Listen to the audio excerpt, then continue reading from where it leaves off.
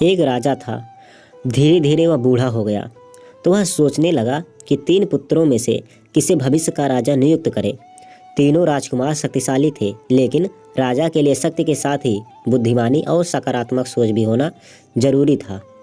एक दिन राजा के तीनों राजकुमारों को बुलाया गया और तीनों को एक एक स्वर्ण मुद्रा दी गई। राजा ने कहा कि इस एक स्वर्ण मुद्रा से ऐसी चीज़ लेकर आओ जिससे तुम्हारा कमरा पूरा भर जाए। 2 राजकुमारों ने कहा कि एक स्वर्ण मुद्रा में ऐसी कोई चीज़ नहीं आ सकती जिससे कमरा भर सके, लेकिन राजा ने कहा कि आपको इसी मुद्रा में ये काम करना है।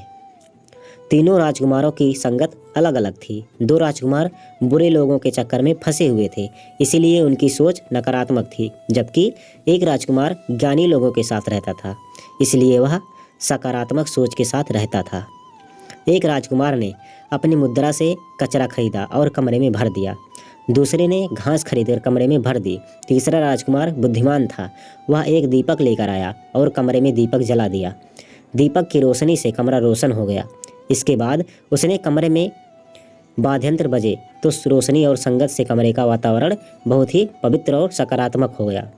जब राजा ने ये देखा तो तीसरे राजकुमार को भविष्य का राजा घोषित कर दिया।